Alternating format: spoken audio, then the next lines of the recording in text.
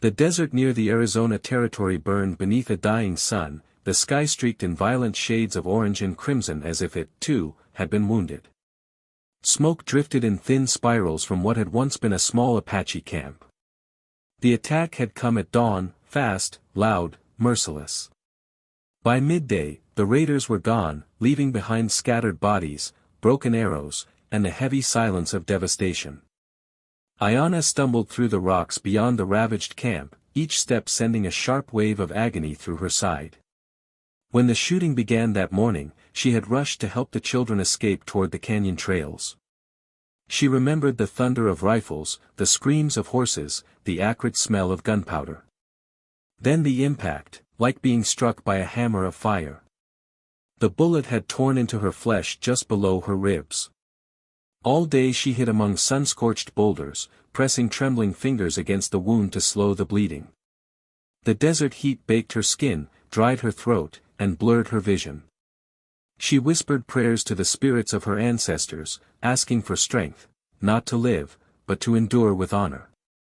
As dusk settled and shadows stretched long across the sand, hoofbeats echoed faintly in the distance. Her heart jolted. Through the haze of pain, she saw a lone rider crest the ridge. He moved cautiously, scanning the destruction below. The man was tall in the saddle, hat pulled low, coat coated in dust from hard travel. He didn't look like the others who had attacked, but he was one of them.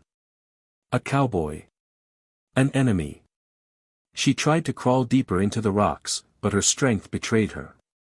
The world tilted. Darkness crowded her vision. The rider spotted movement and urged his horse forward. He dismounted quickly when he saw her collapse. Boots crunched against gravel as he approached, hands raised slightly to show he carried no rifle. "I ain't here to hurt you," he said, voice low and steady. Ayanna's fingers twitched toward the small knife at her belt, but they wouldn't close around it. The pain was too much. The cowboy knelt beside her and gently turned her onto her back. When he pulled his hand away from her side, it came back slick with blood. His expression hardened, not with anger, but with concern. "You've got a bullet in you," he muttered, glancing toward the darkening horizon. "If I don't get it out, you won't see morning." Her eyes fluttered open as he reached into his saddlebag and pulled out a long metal instrument that glinted in the fading light.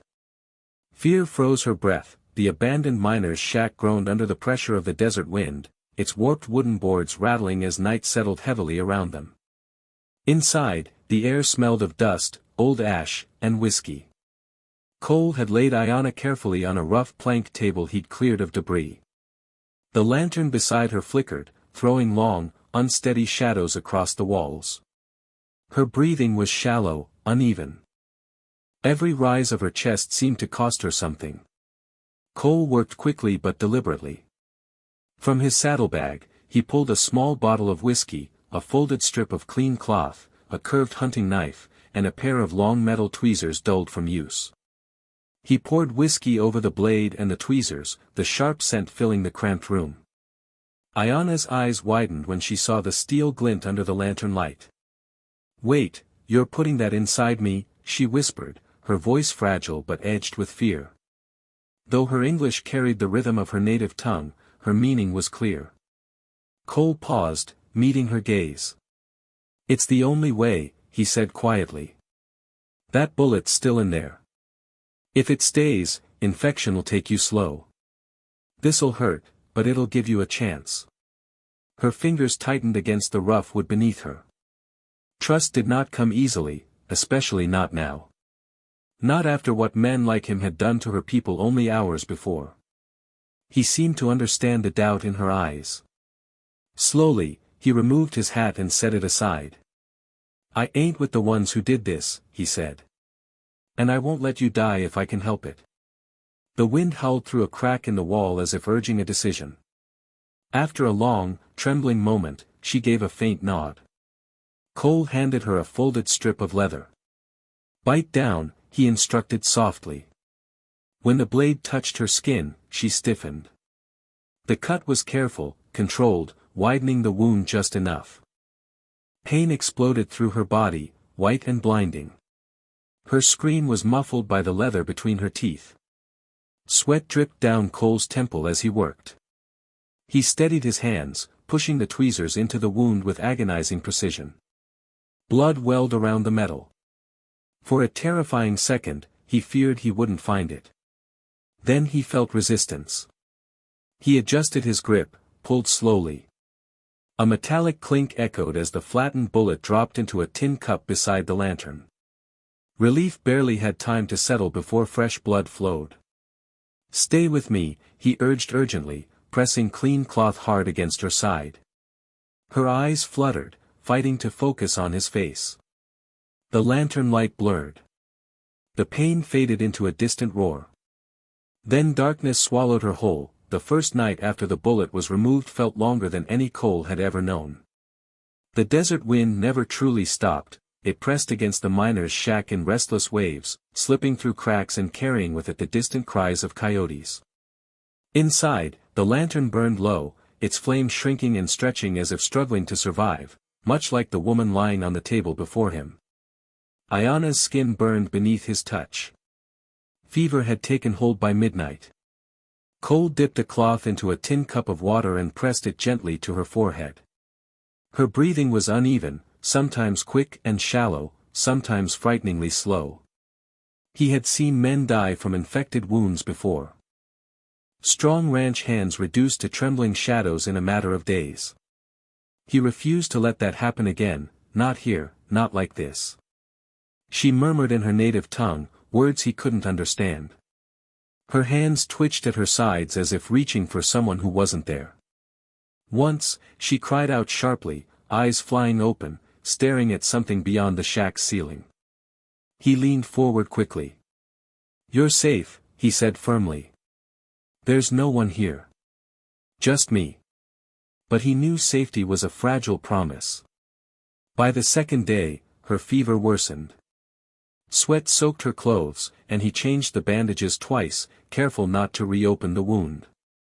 The bleeding had slowed, but the flesh around it looked angry and swollen. He poured a little whiskey onto the stitched cut to keep it clean, even as her body flinched in protest. He hadn't meant to speak aloud, yet the silence weighed too heavily. "I wasn't always runnin' with bad men," he said one night, sitting in the chair beside her. His hat rested on his knee, fingers tracing its worn brim. "Started as a ranch hand. Thought I was protectin' folks. Then one day I realized we were the ones folks needed protection from." Her face softened briefly in sleep, though whether she heard him, he couldn't tell. On the fourth morning, something changed. The heat beneath her skin eased. Her breathing steadied. When she opened her eyes this time, they were clear, not clouded by fever, not lost in dreams. He nearly dropped the cup in his hand. "You're still here," he said quietly, relief breaking through his usually guarded tone. She studied him for a long moment, as if measuring truth itself. "You did not let me cross into the spirit world," she said weakly. Cole let out a slow breath he hadn't realized he'd been holding. "No," he replied. "Not today." For the first time since the attack, the shack felt less like a place of dying, and more like a place where something fragile had survived. By the time Ayana could stand without swaying, the desert had grown deceptively calm. The sky stretched wide and blue above the miner's shack, as though it had forgotten the smoke and blood from days before. Cole stepped outside that morning to refill the water canteen and froze at the sight of dust rising along the far ridge. Riders. Even at a distance, he recognized the formation. 5 men. Armed. Moving with purpose. His jaw tightened. "They found me," he muttered. Inside the shack, Ayana noticed the shift in his posture when he returned. She followed him outside despite the ache still pulling at her side. When she saw the approaching figures, understanding hardened her expression. "They are yours," she said. "They used to be," Cole replied grimly. "If they see you, they won't ask questions." Ayana straightened, though her strength was not yet fully returned. "I do not hide." He looked at her, really looked at her, and realized she wasn't the wounded woman he'd carried from the rocks anymore. There was fire in her eyes now. Not reckless fire. Steady fire. He moved quickly, retrieving his rifle from the saddle and checking the chamber. After a brief hesitation, he handed her a second weapon.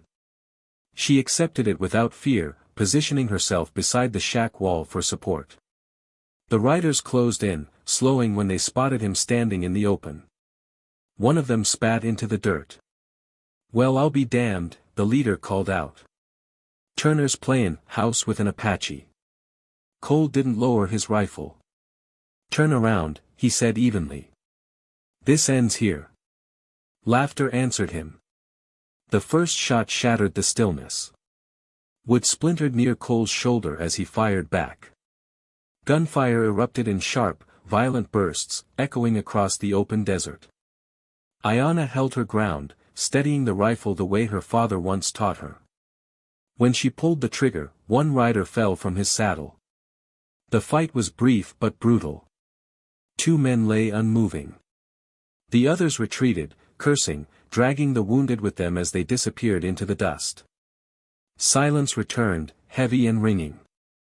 Cole staggered backward, lowering his rifle. Blood seeped through his sleeve where a bullet had grazed deep into his shoulder. His knees buckled. Ayanna caught him before he hit the ground, guiding him carefully against the shack wall. He gave a weak, breathless huff. "Guess it's my turn now." She helped him inside and pushed him onto the table where she had nearly died days earlier.